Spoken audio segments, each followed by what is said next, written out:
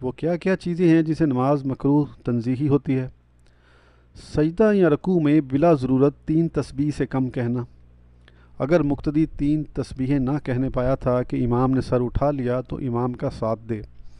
کام کاج کے میلے کچالے کپڑوں سے نماز پڑھنا جبکہ اس کے پاس اور کپڑے ہوں۔ سستی سے ننگے سر نماز پڑھنا اور خشوع و خضوع کے لیے سر برہنہ پڑی تو مستحب ہے، مگر بہتر یہ ہے کہ تنہائی میں ایسا کرے تاکہ ناواقف مسلمان اسے اس حالت میں نہ دیکھیں اور یہ خود ریا سے محفوظ رہے۔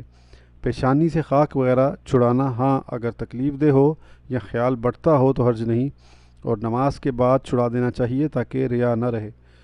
نماز میں انگلیوں پر آیتوں یا تسبیحات وغیرہ کو گننا، نماز فرض ہو خواہ نفل۔ ہاتھ یا سر کے اشارے سے سلام کا جواب دینا، نماز میں بغیر عذر 4 زانوں یعنی پالتی مار کر بیٹھنا۔